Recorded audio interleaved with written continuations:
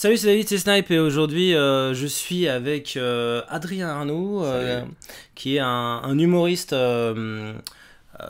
talentueux qui fait Oh, partie aujourd'hui des un peu du cercle des humoristes qui passent, on va dire, la nouvelle génération. ouais, qui sont un peu connus, qui Vaguement, voilà, vaguement. vaguement un petit peu, peut-être Ouais. bon, tu nous parles un petit peu de tout ça.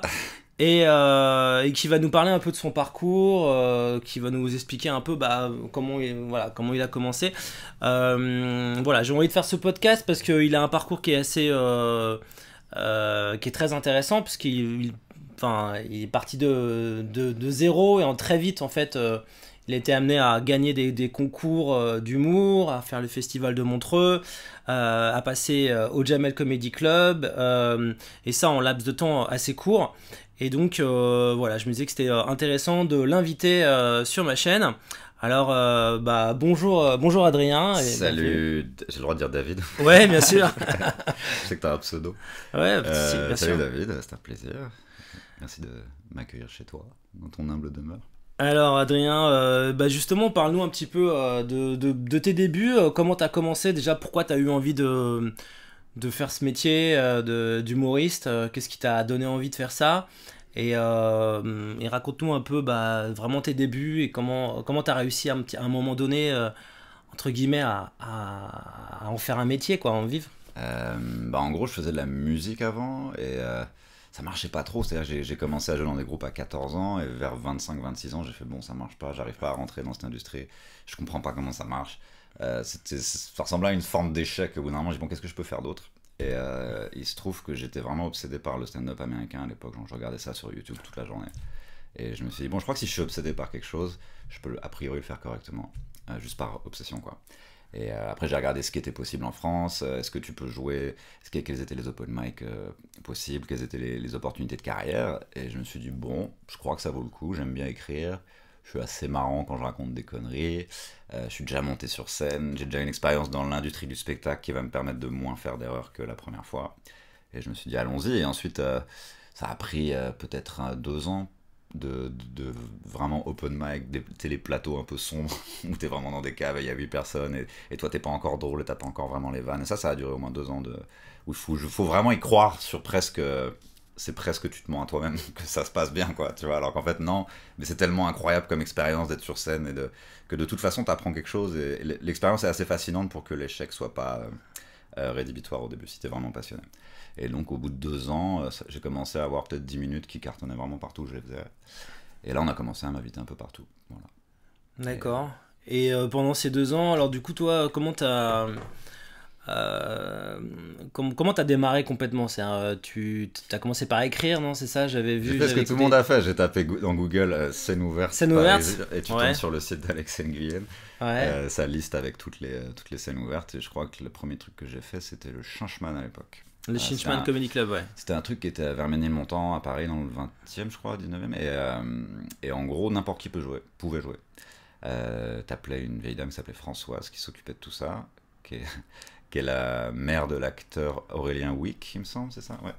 Et bref, c'est elle qui gérait ça, ça s'appelait le Changeman. C'était dans le Café de Paris, c'est une grosse salle de 80 personnes C'est une belle salle, hein? c'est un resto, les Ouais, gens ouais. ils mangent des hamburgers et des frites.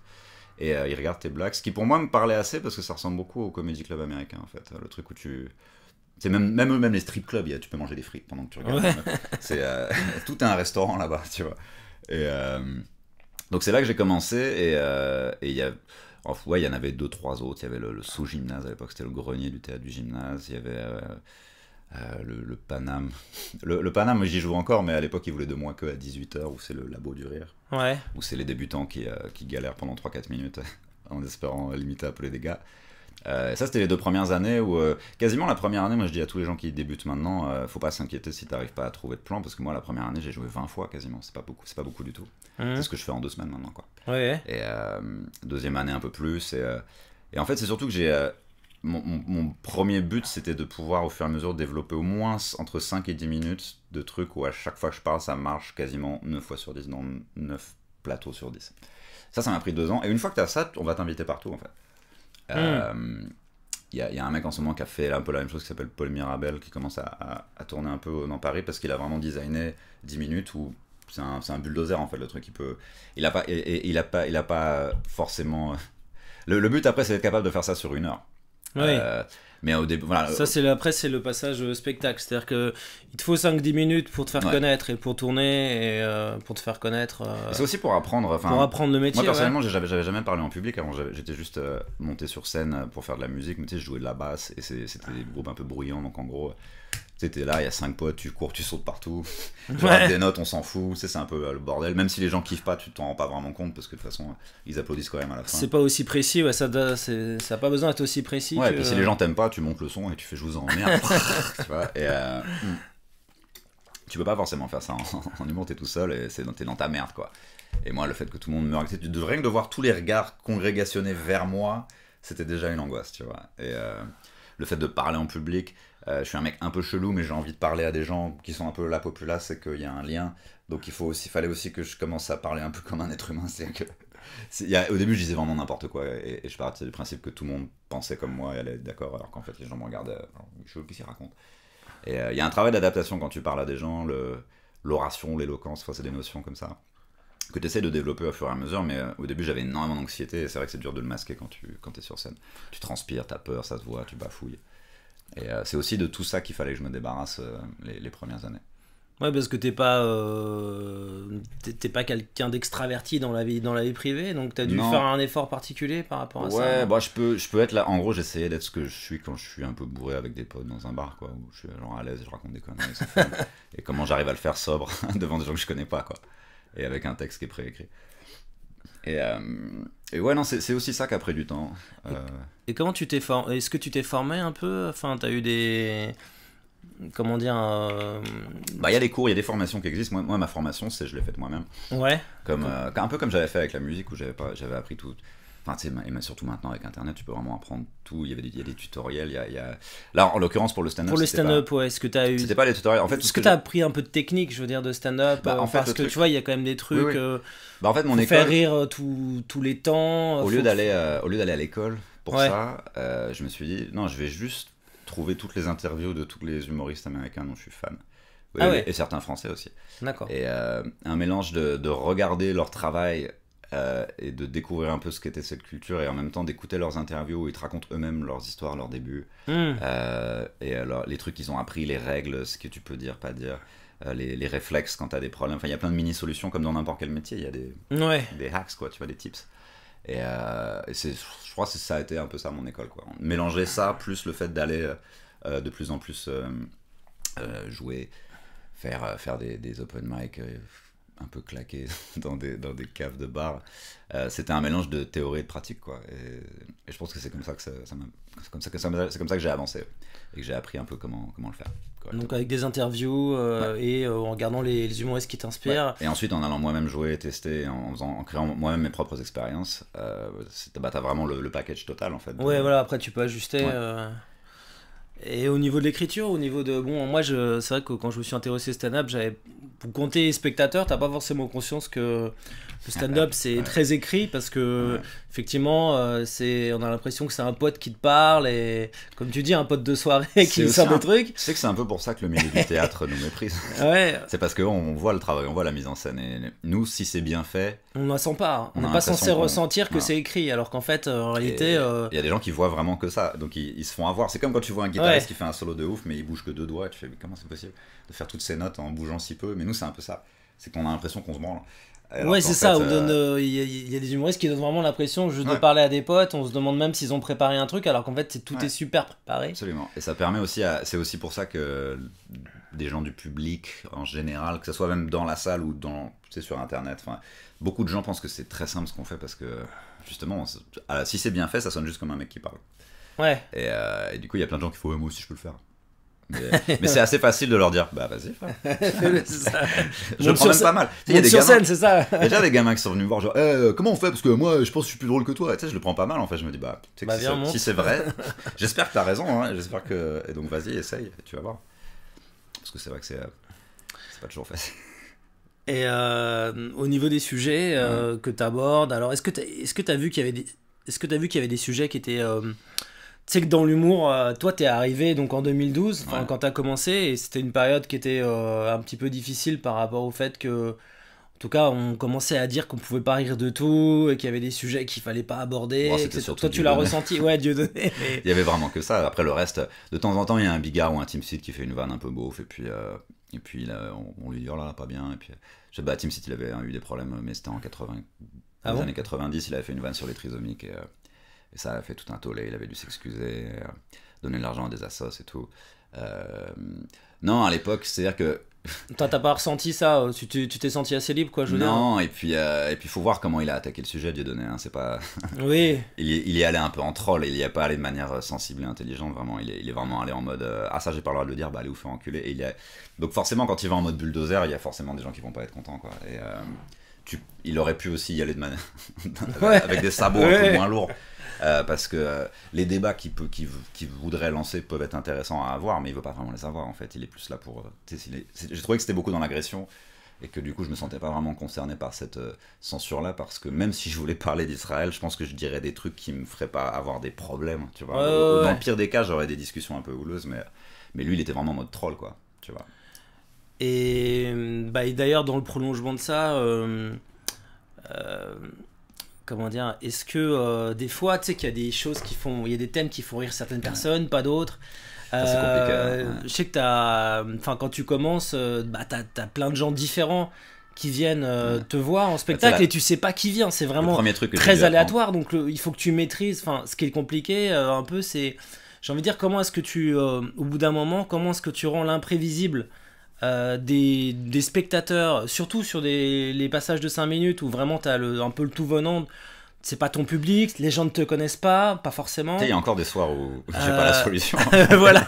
Ça arrive de moins en moins. Et Mais... tu vas parler de sujets Ouais. dont tu peux pas être sûr, entre guillemets, normalement, à 100%, que ça puisse faire rire tout le monde. Alors en fait, ma question Bah, tu peux c'est jamais être sûr. comment est-ce que tu gères en fait le fait que tu as plein de gens différents, d'origines différentes, il y a peut-être des trucs, justement, si tu Faut fais être une malin, blague non. sur les femmes qui fait pas rire, Ouais. une blague qui va faire rire les hommes mais qui va pas faire rire les femmes, une blague qui va faire rire les blancs mais qui fera pas rire les noirs parce que c'est sur les noirs, Ouais. si tu fais une blague sur, tu vois, si tu commences dans à l'écriture. cibler un petit peu... C'est dans l'écriture qu'il faut être malin. voilà. Moi, quand j'ai commencé, j'ai très vite vu, surtout, tu sais, je joue au Paname, et au Paname, ils éteignent pas les lumières, donc tu vois la tête de tout le monde. Ouais. Donc je voyais que les meufs, elles faisaient vraiment une tête, genre, pourquoi ils parlent comme ça? En fait, j'ai très vite compris qu'à un moment, je pouvais pas que parler à mes potes, genre, comme si je parlais à mes potes mecs de bonne dans des bars, genre, que Ouais. si c'est un public, il va y avoir au moins, je sais pas, 40% de femmes, 50%, voire 60%, enfin, tu vois, il y aura des femmes. Donc, moi, mon but, c'est aussi que ça leur parle, c'est-à-dire que je veux pas être le gars qui plaît que aux mecs, Ouais. et ils traînent leurs meufs venir me voir, tu vas voir, il est marrant, et les meufs sont là, c'est un gros beauf. Au-delà de ça, après, c'est aussi dans l'écriture que tu peux... je sais que moi, quand je parle de l'homophobie, je me retrouve devant plein de gens qui parfois sont totalement homophobes, et si je les attaque frontalement en leur disant si vous êtes homophobe, vous êtes teubé, ils vont se fermer tout de suite. Mais si je leur dis il y a des gens, ils sont homophobes parce qu'ils pensent qu'un jour on va tous s'enculer. Là déjà t'as pris l'angle où tu vas moins, tu vois, ou si tu veux dire un truc sur le féminisme, il faut aussi que ça puisse faire rire les femmes parce que t'auras réussi à leur montrer à elles Ouais. justement une contradiction. Sinon c'est pas drôle, si tu ne fais rire que les gens qui sont d'accord avec toi à la base, c'est moins intéressant. Et tu vois, moi par exemple, là en ce moment tu sais, à chaque fois que j'ai une vanne sur le fait que quand t'es blanc c'est peut-être un peu plus facile avec la police par exemple, Ouais. quand il y a que des blancs dans la salle, ils me regardent genre mais non, mais la police n'est pas, c'est pas du tout de délit de faciès, Ouais. ouais, ben si tu dis tu sais, c'est très simple, si tu dis des trucs un peu de gauche et que tout le monde est de droite dans la salle, bah ils vont faire ben non mais les pauvres c'est de la merde, enfin tu vois. Ouais, c'est ça. Alors, C'est, du coup, Mais ça tu ne peux vraiment c'est tu sais, j'ai joué à Versailles une fois. voilà. et, Comment tu gères ça en fait? J'étais à Versailles, je parlais de l'homophobie, mais finalement après la blague a pas marché, je les ai regardés genre ah bah oui mais c'est la manif pour tous en fait ici. C'est genre... Et là ça les a fait marrer parce qu'ils savent aussi comment ils sont. Il faut garder un instinct de où est-ce que je suis, de qui est là et devant qui, et ensuite c'est comment t'écris. Même dans la vraie vie, il faut mettre un peu les formes pour pas vexer les gens. Et c'est un peu la même chose en fait, c'est qu'il y a des mots qui vont énerver les gens. Ouais, c'est ça. Et d'autres où tu vas faut arriver à leur glisser si tu veux leur aider.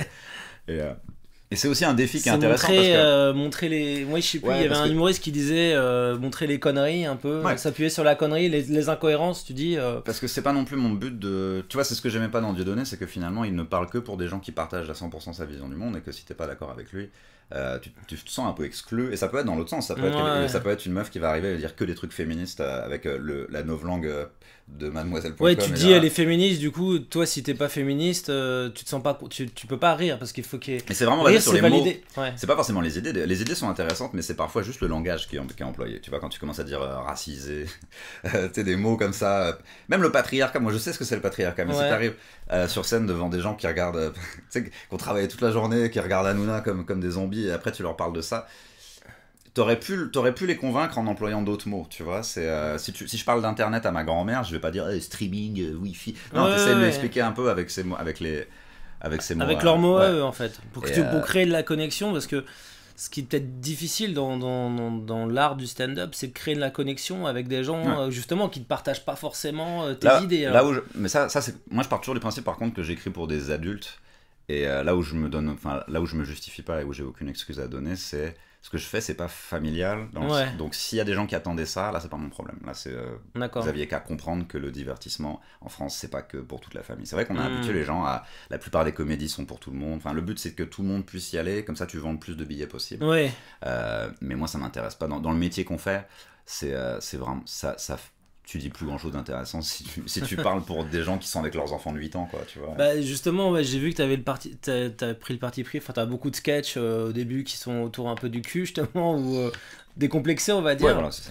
Et mais plus dans l'esprit, je pense, de pas avoir de tabou, de pouvoir parler un peu de tout. Ouais, parce que j'ai et- pas écrit ça en mode je vais faire du choquant ou du Non, corrosif. non, non. En plus, c'est des vraies histoires. C'est des vrais- est-ce que c'est tout des vrais? Alors, bon, pour ceux qui nous écoutent, qui connaissent pas, donc t'as parlé de l'homophobie.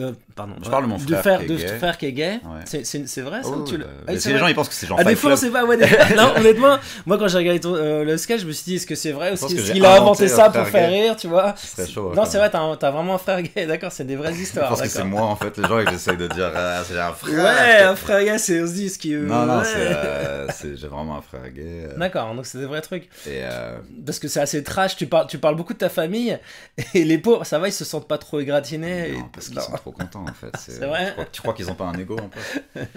Tu crois ils ont pas un orgueil? Non, il y avait ça et puis il y avait. Tu parles de ta mère, tu parles de ta grand-mère. Ouais, ma grand-mère.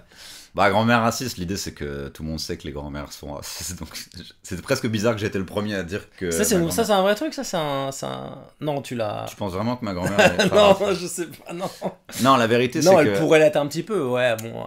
C'est pas comme si elle votait FN parce que elle est plus en mode Sarko et tout quoi. Mais enfin cette droite là un peu RPR, tu sais. Ouais. Non, mais faut mieux, de toute façon, faut extrémiser un peu. Enfin, faut rendre le truc. Ouais, un peu, voilà. Un peu. Je un dis que peu ma mère, gros, ma oui. mère est médecin et j'ai Oui. vu un petit truc là et je lui ai envoyé la photo comme ça avec mon téléphone pour qu'elle fasse un diagnostic.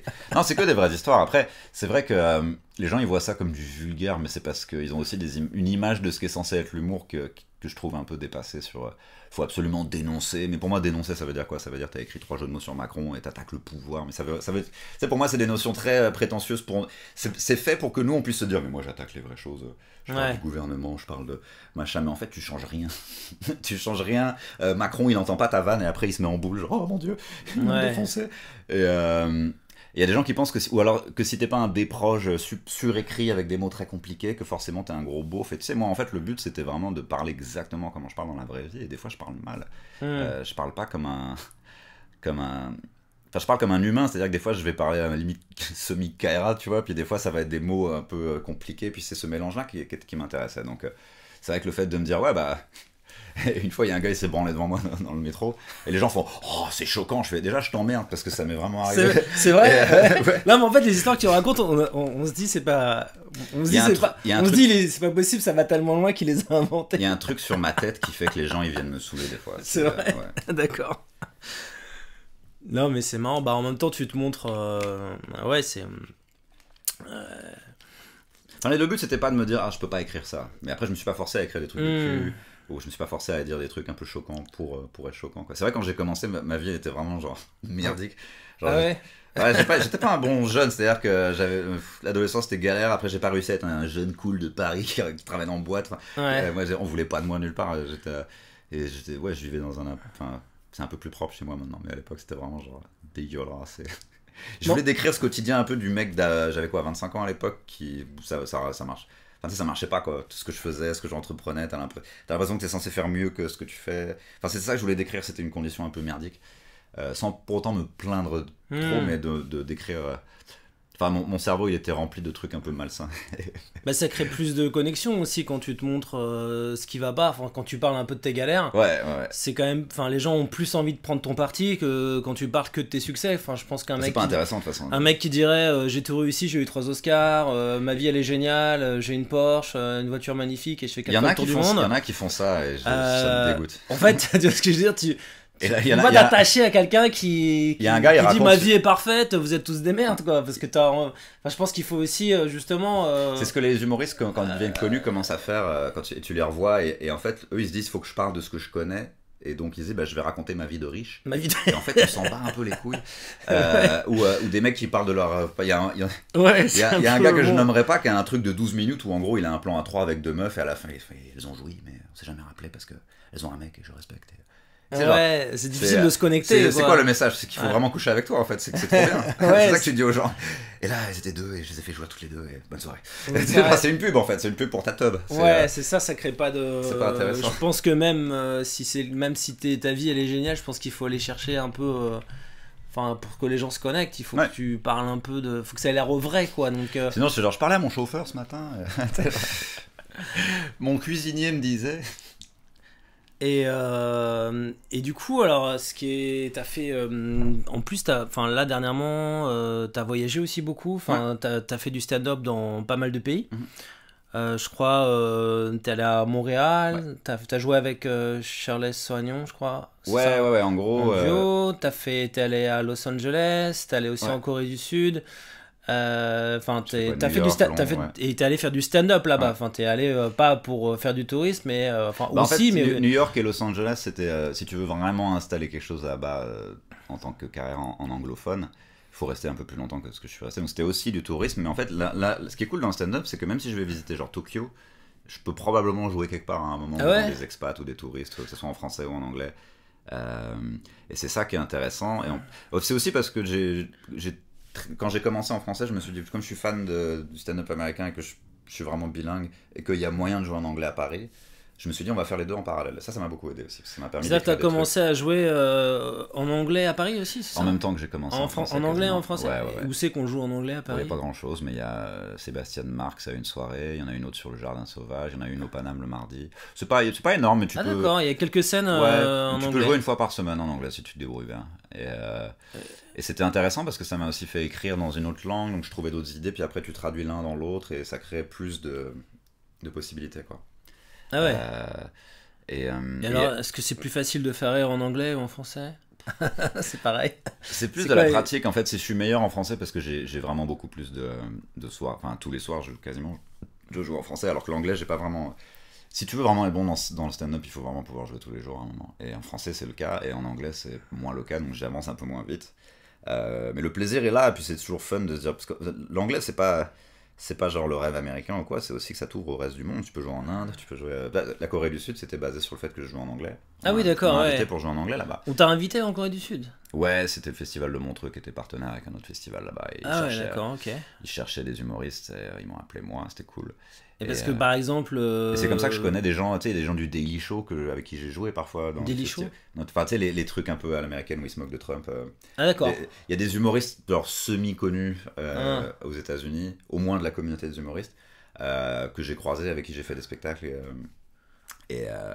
Ça c'est une ouverture, ça me permet de pas avoir mon cerveau complètement confiné dans l'humour français, qui est quand même un truc qui est pas.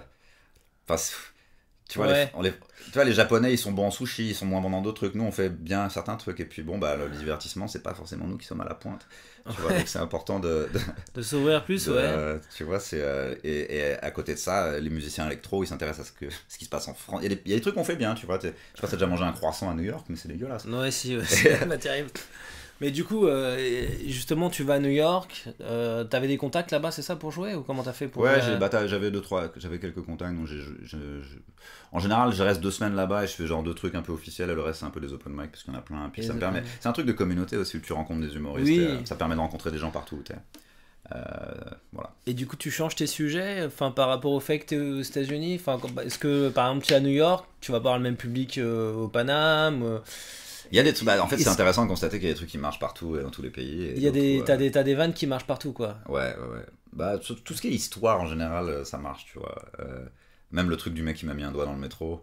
Tu sais, je l'ai raconté en Corée du Sud, en anglais, devant des Coréens du Sud qui parlent pas très bien anglais. Et ben ils ont quand même bien aimé l'histoire. D'accord.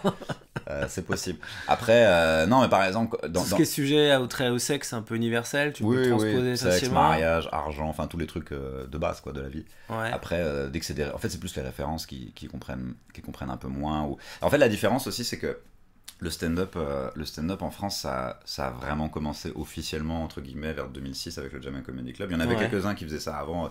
Pour moi, ce que faisait Bigard, c'était pas très loin du stand-up, par exemple. Parce qu'à partir du moment où il y a pas... C'était pas un personnage, au bout d'un moment, il commençait juste à... Il parlait, quoi, tu vois. Et bon, ouais. Il y avait des mecs comme Roland McDan. Bon, lui, c'était... Maintenant, on a compris qu'il avait volé ça à des Américains, mais même quasiment mot pour mot. Mais en gros, ça existait déjà, mais le stand-up tel qu'on le fait maintenant, on va dire que ça existe depuis un peu moins de 15 ans. En France, du coup il y a énormément de choses qui n'ont pas été faites, donc il y a rien qui est ringard ou trop fait, tu vois ce que je veux dire. Alors qu'aux États-Unis, mais même en Angleterre, dans les pays anglophones en général, il y a des trucs, il y a la notion de ce qu'on appelle hack, c'est H-A-C-K, c'est genre ça a été trop dit, c'est ringard maintenant, tu vois. Et nous, on n'a pas vraiment ça, parce que rien n'a été dit. Le fait de dire l'homophobie, c'est stupide, je fume de la weed, quoi d'autre, ma grand-mère est raciste. Tout ça, là-bas, c'est des sujets qui sont déjà un peu pressés comme des citrons, quoi, tu vois. Et tu commences à en parler sur scène, ils font... mais tu vois, avec l'histoire de Copy Comics, comment dire, la limite entre l'inspiration et la copie, elle est devenue un peu plus floue. Je sais pas si t'as entendu un peu l'interview de Gad Elmaleh. C'est toujours les mêmes arguments, tu sais. À chaque fois moi, en fait, je copie pas parce que c'est une observation. L'observation, elle appartient à tout le monde. Écoute, il est gentil ce gars-là, il a été sympa avec moi, mais son explication, elle est un peu grotesque. Le problème, c'est que c'est vrai, c'est-à-dire que, en gros, la personne qui va voler accidentellement quelque chose va avoir les mêmes arguments que quelqu'un qui va le voler intentionnellement. Ils vont te dire les mêmes trucs. Ils vont te dire les observations, ça appartient à tout le monde, on peut pas déposer la vie. Et puis ça finit toujours par être... Et puis tu sais, quand c'est toi qui viens les voir parce que t'as l'impression qu'ils ont une vanne à toi, ils vont toujours te dire qu'ils t'ont jamais vu sur scène et que t'es une merde et que de toute façon ils ont rien à foutre de toi et qu'ils vont la garder. Donc c'est un débat qui, malheureusement, quand les gens sont convaincus qu'ils ont rien fait, tu pourras pas forcément les convaincre. Et du coup, avec ces gens-là, je discute pas de ces sujets-là parce j'ai pas envie d'écouter leur laïus comme quoi c'est des victimes. Enfin, moi, je suis vraiment immergé dans cette culture depuis 10 ans. Ce que je veux dire, par exemple, c'est est-ce que, en termes justement de sujets qui sont moins connus en France par rapport à l'étranger, est-ce que aujourd'hui, c'est assez facile ou ça serait compliqué de transposer certains thèmes? Je pense par exemple à Louis C.K., j'avais vu son stand-up, un de ses spectacles où il parlait de l'avortement. Je sais pas si tu as vu ce sketch. Et en gros, il dit, bon, l'avortement... est-ce que c'est bien, est-ce que c'est mal c'est intéressant ce qu'il fait parce qu'il joue un peu c'est sur mal peut-être, oui, c'est tuer un bébé, oui, mais même ou c'est chier. C'est chier ou c'est tuer un bébé. Son argument en gros c'est que oui, c'est tuer un bébé, mais non, je ne pense pas que ce soit grave. Est-ce que c'est grave de tuer un bébé? C'est ça, en fait. Mais en même temps, peut-être que c'est pas tuer un bébé, peut-être il fait tout un espèce de truc autour de ça. Et c'est un sujet, moi j'ai pas entendu d'humoriste français par exemple traiter ce sujet. Peut-être qu'il y en a. Non, mais c'est aussi parce que... c'est une question, c'est est-ce que par exemple il y a des sujets dont on peut s'inspirer bien sûr, il y a pas et en les traitant sans copier aujourd'hui, sans être accusé de copier, tu vois. Oui, parce que comment tu gères le truc, toi, tu vois. En vrai, en fait tout le monde n'est pas forcément capable de faire la différence, mais après tu vas regarder. Enfin, même ma mère a vu la vidéo de Copy Comic et c'est chaud, tu vois. Ouais, c'est vrai que c'est mot à mot, quoi. C'est vrai que... Non, mais tu vois, ça m'arrive d'avoir la même phrase que quelqu'un d'autre et on se consulte tous les deux et on fait... je crois qu'aucun de nous deux n'a volé à l'autre. Ça peut aussi... Mais comme ça peut aussi arriver par accident, tous les gens qui vont le faire intentionnellement vont toujours te faire croire que c'était un accident. Parce qu'il y aura toujours les mêmes arguments. C'est comme... comment dire non, c'est un exemple un peu trop glauque, mais... En gros, les gens qui mentent et les gens qui mentent pas vont te dire exactement la même chose. Après, les gens qui sont de mauvaise foi. Voilà. Mais en fait, ils vont tous avoir les mêmes arguments. Et du coup, c'est assez compliqué. Mais c'est facile de faire la différence quand c'est les mêmes moments de jeu, les mêmes gestuels, les mêmes exemples, les mêmes mots. Après, quand c'est le même sujet, Ça, c'est moins grave parce que c'est pas la question, c'est pas est-ce que c'est le même sujet, c'est est-ce que c'est la même vanne, est-ce que oui, le la moment même vanne, oui, le moment c'est qui déclenche le rire, ouais. est-ce que c'est le même? Et c'est là, et souvent, le fait est que souvent, ça peut être aussi deux humoristes qui se sont pas trop pris la tête. Tu vois, parce que là, sur un sujet, sur certains sujets, il y a des vannes évidentes que tout le monde va trouver s'il cherche un peu. Et après, il y en a que tu vas vraiment avoir, tu sais, ton angle à toi. Mais sur tout ce qui est politique, sur tout ce qui est... tu sais, on a été 3 ou 4 à faire des blagues sur la galère que c'est d'être livreur Deliveroo, par exemple. Ouais, Et ça, j'ai vu on a tous écrit la même vanne, ouais. ils traversent Paris à vélo pour livrer un panini, tu vois, on a écrit tous exactement plus ou moins cette phrase, sans vraiment se consulter. Ça peut arriver. Ou le costume, le Ouais. mec il est en uniforme, Il y a un frigo dans le Deliveroo. dos et tout. Ouais. C'est ça qu'on n'entendra pas trop mon chewing-gum dans le micro. Non, non, y a pas de souci. Mais, c'est mon dernier, sinon je t'en aurais fait. Ah non, y a pas de souci. Et non, je pense que c'est possible de faire la différence entre quelque chose d'honnête et de malhonnête. Après, c'est vrai que le débat en France, de toute façon, il y a même des gens qui vont dire que même s'ils l'ont fait intentionnellement, on s'en fout et c'est pas grave, tu vois. Et après, c'est basé sur le respect d'une culture, comme le punk ou le hip-hop ont une culture. Et là, si les gens me disent je m'en bats les couilles de ta culture, j'ai plus vraiment d'argument. C'est à ce moment-là, si le chiffre est roi, que c'est le capitalisme qui a gagné et qu'on s'en fout qui l'a écrit ou qui. Oui, pas, non, mais là c'est oui. Mais moi, c'est vraiment parce qu'au bout d'un moment, ça devient presque philosophique ou religieux à ce stade. Enfin, tu vois, Ouais. dans le stand-up, on fait pas ça. Mais si tu me dis je m'en bats les couilles, je t'emmerde, Ouais.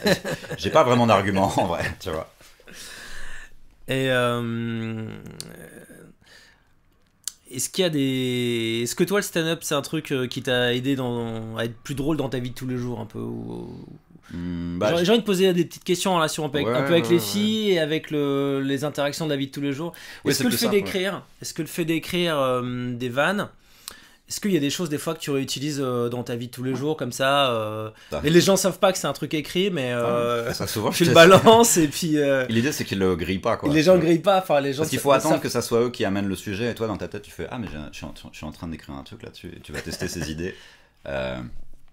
Et pour moi c'est simple parce que de toute façon ce que je dis sur scène c'est un peu comment je parle dans la vraie vie, donc c'est alors justement est-ce qu'il y a des non trucs... après ça te rend plus, de toute façon ça te rend plus à l'aise, enfin, même dans la rue maintenant on casse les couilles, je réponds quoi, c'est parce que j'ai l'habitude de gérer les situations de crise et il n'y a plus d'anxiété. Ouais. Maintenant en fait la seule, parce qu'on m'a tellement balancé en bouclier humain dans un milliard de cauchemars que en fait les seuls trucs qui me font peur, avant j'étais anxieux de tout et en fait au fur et à mesure maintenant la seule anxiété qui me reste c'est si quelqu'un veut vraiment porter atteinte à mon intégrité physique, tu vois ce que je veux dire. J'ai vraiment plus peur de personne d'autre, il n'y a plus rien qui m'intimide.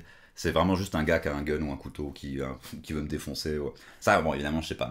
T'as développé de la répartie, c'est ça? Sur scène, t'es obligé un peu d'avoir de la répartie par rapport aux gens qui ouais, puis c'est au-delà de la répartie, c'est que même si j'ai pas de répartie, même si j'ai pas envie de parler, je vais quand même te regarder, genre, tu me casses les couilles. Enfin, tu sais, genre, ça, c'est aussi une patte un peu que tu prends au fur et à mesure de.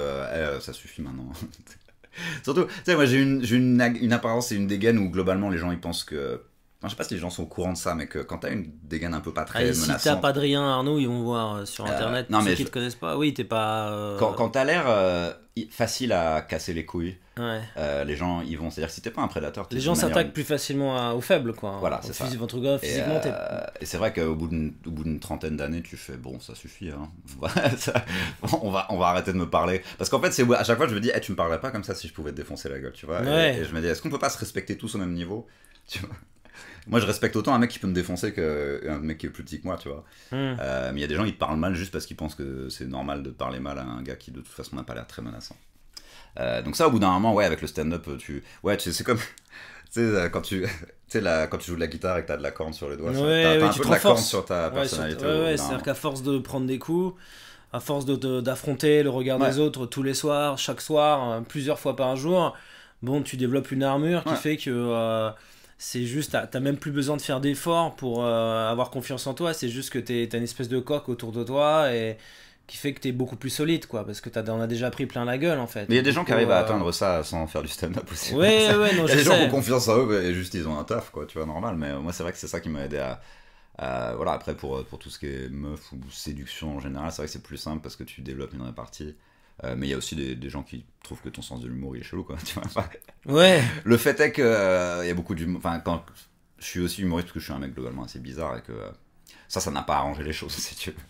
C'est-à-dire que je suis devenu encore plus chelou, mais au moins c'est moi, quoi. Bizarre, ouais, ça aide dans enfin, moi je dis bizarre parce qu'on me l'a dit, c'est-à-dire moi je considère pas être bizarre. Pour moi c'est les gens qui sont chelous, tu vois. Mais aller dans leur bureau à me dire que je suis une merde parce que je me lève pas à 8h du matin. Je fais non, c'est toi qui as merdé. C'est toi qui a pas fait les bons choix et qui te retrouve à 40 berges à te lever à 8h du matin. Ouais. Et voilà, mais et puis j'ai toujours été un mec chelou, même à l'école, j'étais pas exactement enfin tu sais, je jouais pas au foot et je jouais de la guitare et c'est assez cliché, il y a plein de gens comme ça, mais je les rencontrais pas, si tu veux. Il y en avait sûrement un dans chaque école. Et ouais, on m'a toujours un peu regardé, genre, mais t'es quand même chelou, toi. Et puis moi, je suis là, genre, ben non, en fait, c'est normal, enfin, c'est la base. Mais ça va être un mystère toute ma vie. Pourquoi vous me dites que je suis chelou alors que moi, je vous trouve vraiment très très étrange, pour le coup, tu vois. Et ça, c'est vrai que ça a créé les horaires en plus, le fait que t'es dehors tous les soirs et que c'est vraiment pas du tout le même genre de taf. Donc c'est plus la même vie, c'est même plus le même rapport à la société. Donc ça c'est bizarre, c'est très différent, ça te met vraiment sur d'autres rails. Et c'est vrai que c'est parfois plus difficile de communiquer avec les gens. Avec les gens, ouais. Enfin, ou Le fait d'avoir de des pas points avoir communs, le quoi. même rythme, quoi, tu vois. Il y a moins de points communs au bout d'un moment. C'est pas les mêmes industries, c'est pas les mêmes manières de travailler. Et, moi, je travaille énormément, mais comme j'ai l'air d'un branleur, parce qu'en fait, à chaque fois que je fais un truc, je sais que des trucs que je kiffe. Donc, si je travaille 6 heures sur un sketch, je sors pas de mon appartement là. Oh mon dieu, j'ai travaillé 6 heures. Je fais non, c'était cool, on a écrit.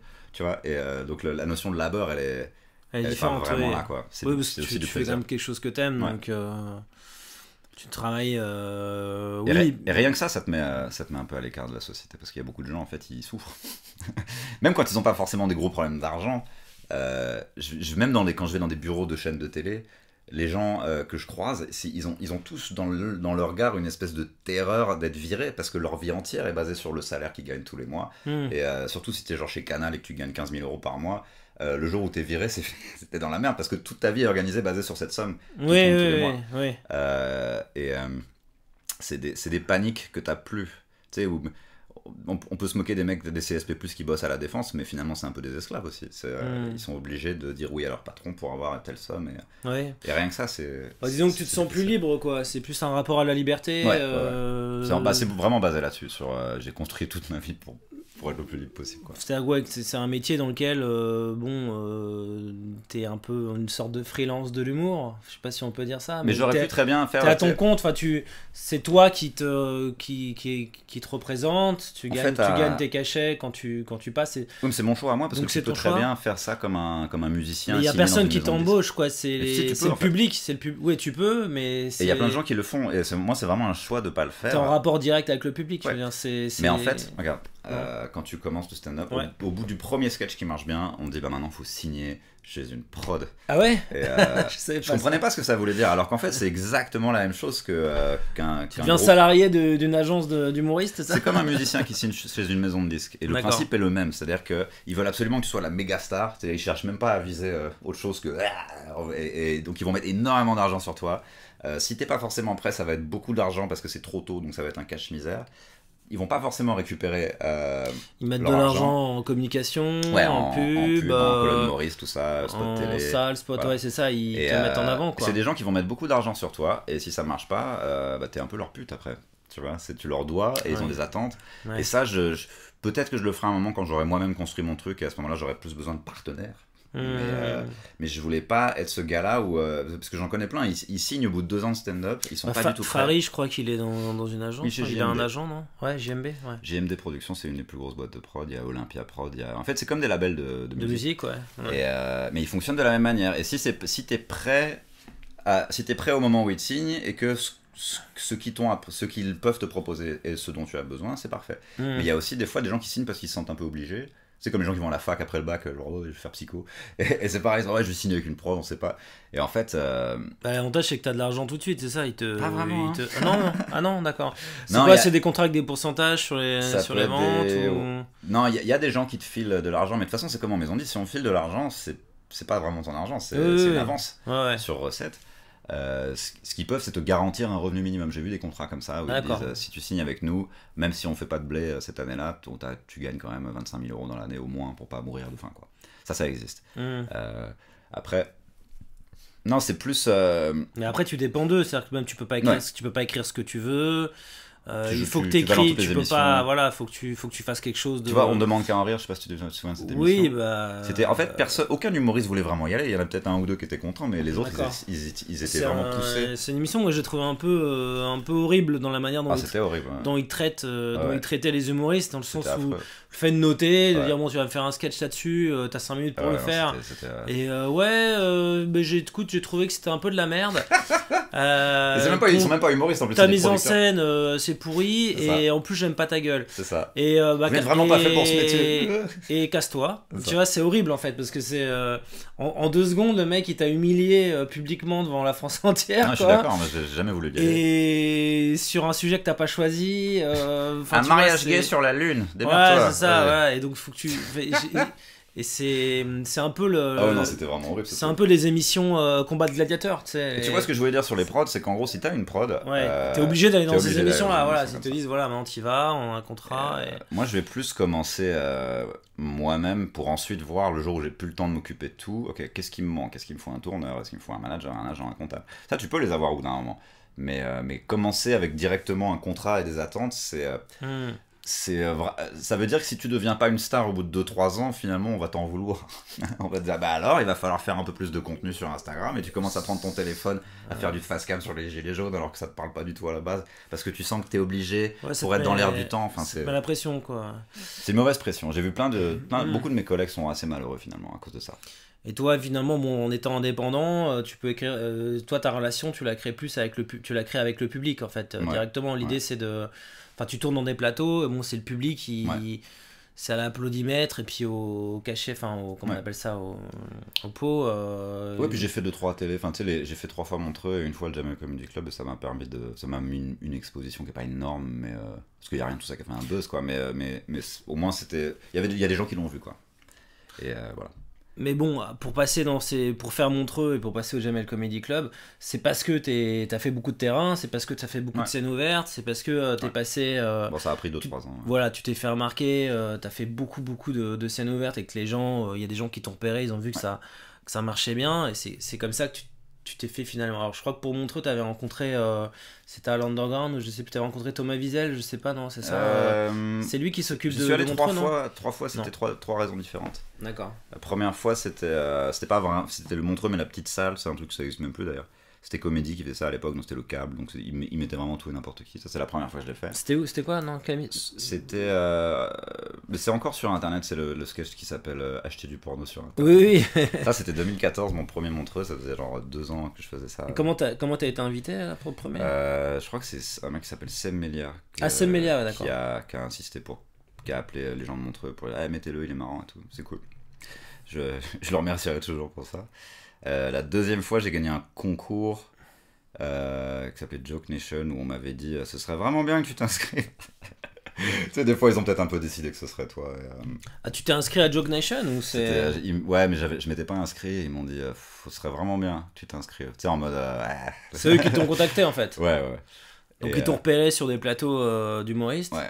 Et ils t'ont dit de t'inscrire au Joke, et t'as gagné J'ai gagné la partie française, ouais. Qui d'autre avait? Je crois que c'était Alexandre Kominek pour la Suisse.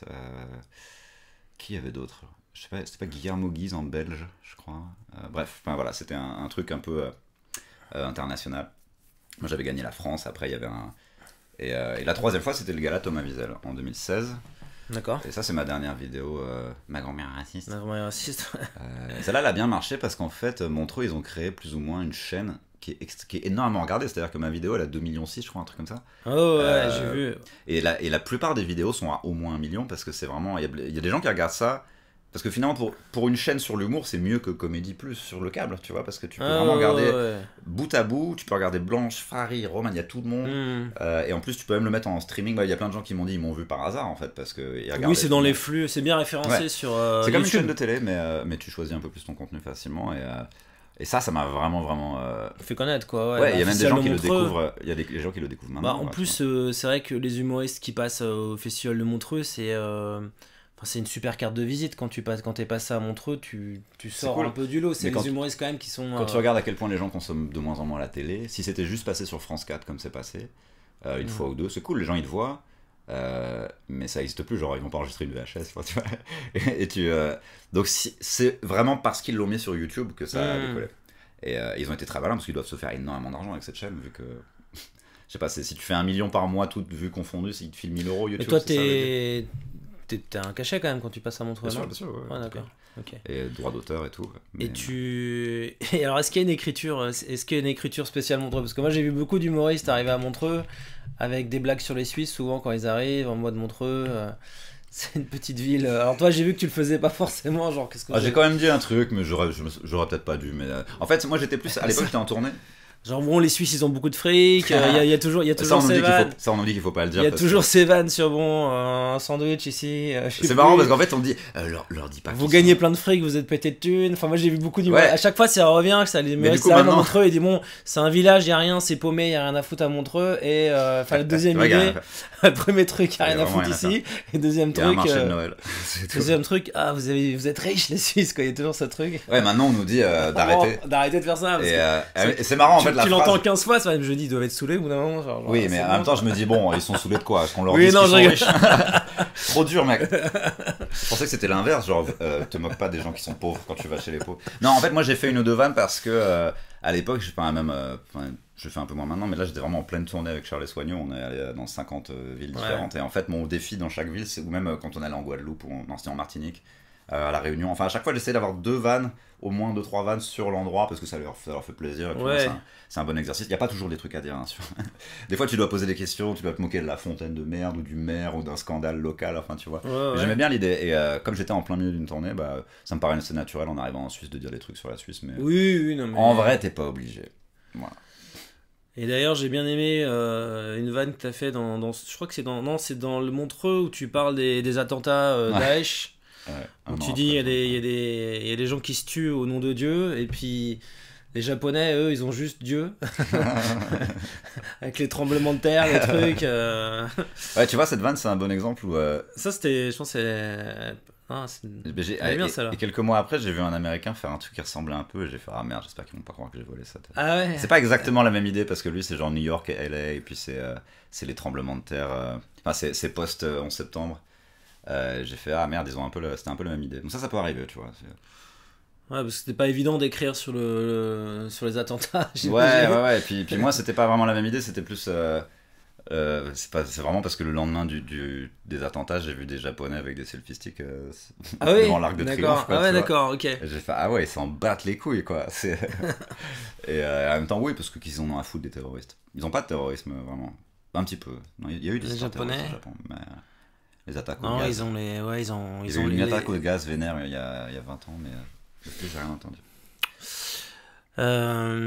Ok, et alors de quoi est-ce qu'on peut parler encore les passages locaux, t'as fait des tournées aussi en France et tout, alors comment ça se passe ça c'est un truc assez cool aussi chez moi. En fait, en termes de lifestyle, c'est assez sympa quand même, non? C'était pas la tournée des Zéniths, hein, moi j'ai envie d'avoir des petites comment on dit les backstage, comment ça se passe les backstage des tournées? Est-ce que c'est un peu comme les rockstars? Est-ce qu'il y a des filles qui viennent dans les loges? Non, peut-être à un certain niveau quand t'es Farid ou un mec comme ça, tu vois, c'est probable parce que si tu génères assez de revenus, tu peux exiger des hôtels cool et des endroits cool mais moi à l'époque je pouvais vraiment pas me permettre d'avoir la moindre exigence, donc des fois on me faisait dormir dans des locaux informatiques où il n'y avait pas de fenêtre et c'était vraiment une tournée de plan galère. Je pense pas que je méritais mieux à l'époque, donc je me plaignais pas trop, ça me paraissait normal. Mais c'était une tournée très difficile parce que c'était aussi c'était Shirley Soignon qui partait en tournée toute seule, enfin avec moi, mais en mode juste pour créer son nouveau spectacle en gros, mais elle avait pas encore bien réglé le marketing de son public. Donc on a fait... C'est quoi régler le marketing de son public? Il y avait que des blancs. C'est pas normal quand il y a Shirley Soignon qu'il y ait que des blancs dans ta salle. Je pense que depuis elle a un peu retourné. En fait c'est à ce moment-là qu'elle s'est rendue compte que... C'est un problème qu'elle on demande qu'à en rire. Parce que comme elle est noire, donc elle est quoi comme origine? Elle est ivoirienne. Ivoirienne. C'est pas qu'il faudrait qu'il y ait que des noirs dans sa salle évidemment, mais ce que je trouvais bizarre c'était qu'il y ait que des blancs, tu vois. Elle attire les blancs par son... C'est le public qu'elle attire par son texte, j'imagine. Non, c'était pas le texte en fait, c'était vraiment le fait qu'elle avait fait On ne demande qu'à en rire, et que c'était vraiment pour ça que les gens la connaissaient, c'était cette émission-là. Beaucoup. Et Et du coup, quand elle était dans une phase où elle voulait vraiment parler des vrais trucs, elle voulait vraiment faire un switch où elle voulait vraiment raconter sa vie et être honnête, quoi. Et devant des gens qui finalement l'avaient connue en train de danser avec des perruques et du maquillage. Pour elle, elle a vécu un peu ce clash, je pense, sur toute la tournée de ah, il va falloir que je crée mon public de gens qui. Il y a un décalage en Ce qu'elle a fait fait entre depuis- les gens qui l'ont découverte à la télé. Ouais, En voilà, fait, il y a un exactement. décalage entre les gens, ce pourquoi elle était connue, et ce qu'elle avait vraiment envie de faire Et ça sur peut, scène. ouais, Et et du ça coup, peut arriver à plein de gens. et du coup, après, quand les gens étaient déçus peut-être parce que c'était pas ça correspondait pas à l'image Ouais. qui s'était fait d'elle en fait. Voilà. Et ça peut arriver à plein de gens. Ouais, Hein. ouais. Il faut faire attention. Tu sais, si moi je devenais connu en faisant du fast cam sur la politique et qu'ensuite les gens venaient me voir. Ouais, que ça n'a Et rien que à ça voir, n'avait rien à forcément, voir, c'est pas ce qu'ils ont acheté quoi. Donc, J'avais mon frère, il allait voir Vincent de Dienne, je sais pas si tu vois qui c'est. ah non. En gros, il a beaucoup aimé ses chroniques à la télé, il est allé le voir en spectacle, il a fait ah ouais, c'est pas du tout la même chose, ça lui a un peu moins plu, tu vois, finalement tu marketes Oui, tu marketes, quoi, tu vois, donc, il faut que les gens aient un aperçu, que le spectacle soit un peu le prolongement de teaser un peu. j'ai Quoi. un pote qui est une star Ça d'Instagram. n'a rien à voir, si ton spectacle n'a rien à voir avec. Tu vois, c'est comme quand t'as une bande-annonce d'un C'est film. ça. Et en fait, le film n'a rien à voir. Moi, Ouais. je sais plus, je suis allé voir un film dernièrement, ça s'appelle Andy. Et bon, Ouais. c'est pas un super film, mais peu importe. L'affiche n'a rien à voir avec le C'est ça. film. L'affiche, tu vois, c'est une comédie. Et en Ouais. fait, le film, c'est un drame social. Et tu dis, bah, alors attends, les gars, c'est pas ce Et, qu'on m'a vendu. Et tu vois, la tournée avec Shirley, c'était la moitié On ne manque qu'un rire, et la moitié, c'était vraiment des gens qui vont voir tout ce qu'il y a dans cette salle toutes les semaines, tu vois, comme des abonnés un peu de la salle. Ah oui. Et là, je me suis dit, ok, il y a moyen de les faire rire, ces gens-là, et ça peut être cool, mais à long terme, c'est épuisant. Et c'est quand même bien d'avoir des gens qui te kiffent déjà pour ce que tu es. Et si en plus, t'as testé tes blagues d'abord devant des gens dans des caves qui s'en battaient les couilles à Paris, et Ouais. ensuite tu pars en tournée, mais que c'est vraiment des gens qui te kiffent, Ouais. bah c'est la combinaison parfaite, tu vois. Mm. Parce qu'il y a aussi des gens qui ne jouent plus que devant leur public et qui vont plus tester dans les caves. On sent qu'ils perdent un peu le niveau, hein. Ils perdent du muscle. Ça, Ouais. Quand tu n'es habitué à jouer que devant des gens qui sont déjà acquis à ta cause, tu perds un peu de niveau, je trouve. Et après, on les voit retourner en soirée. Ah oui, parce prendre que des gros forcément, les gens qui te connaissent déjà, ils sont déjà fans. Ouais.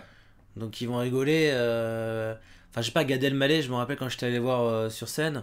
Ouais, t'es déjà content de voir sa tête. En fait. Je me rappelle, il est arrivé sur scène, il disait bonjour, tout le monde rigolait déjà, les gens étaient déjà morts de rire, il avait pas commencé à parler quoi. Parce tu que vois, t'arrives, t'as déjà vu tous ces spectacles, t'as déjà rigolé à tous ces Tu sais, trucs. il fait la tête. Tu là, le il vois, rentre- il fait une tête bizarre, tout le monde est déjà il mort rentre de son rire. menton et t'es déjà Et mort de voilà. rire. Maintenant, le mec qui est jamais vu. C'est parce que moi, j'ai Un public froid, c'est différent entre public froid, public chaud quoi. Et moi, j'ai aussi étudié comment ça devenait bien aux États-Unis. Je me suis dit, bon, si je suis vraiment fan de ce que font les Américains, il faut aussi se demander comment et pourquoi. Ouais. Et c'est aussi parce que ces gens-là, même quand ils jouent dans des stades, leurs blagues, ils les ont quand même testées dans des petites caves à New York ou à Los Angeles. Hmm. Et c'est ça, pour moi, la combinaison parfaite. Voilà. C'est la Mais combinaison entre parler à ton public et en même temps d'avoir des blagues qui pourraient faire rire quelqu'un qui te découvre pour la première fois quoi. Voilà. Ça c'est pas évident. C'est Faire pas des évident. sujets un peu universels, enfin qui Bah, en peuvent gros, tu sais, tu faire parlais rire de- tout le monde quoi. C'est on parlait c'est difficile. d'écriture tout à l'heure. moi, quand Ouais, dans tu- l'écriture, ouais. En gros, moi j'ai toujours. Mon idée, ça a toujours été de. Ok, le diagramme de ce qui me fait rire et ce qui m'intéresse. Et le Ouais. diagramme de. Enfin, Et l'intersection Voilà. avec ce qui peut C'est faire quoi le rire truc au milieu la majorité des gens C'est quoi. Parce que du coup, ça veut pas dire que je baisse mon froc, ça veut dire que j'essaye quand même de faire un pas vers les gens pour. Faut que ça te fasse rire toi et que ça puisse faire rire 80% des gens qui vont être dans la salle quoi. Ouais, ou. À peu près une bonne partie quoi. Pas forcément toute la salle mais. Bah, je pense. Peut-être je peux même penser à mes parents, parce que mes parents, c'est des gens qui sont des baby boomers, donc ils ont une soixantaine. Enfin, non, post-baby boomer d'ailleurs, soixantaine d'années. Ils vont pas rire à tout, ils peuvent se sentir exclus, mais ils ont un sens de l'humour assez bien réglé. Donc ils pourraient rire à ce que je fais, tu vois.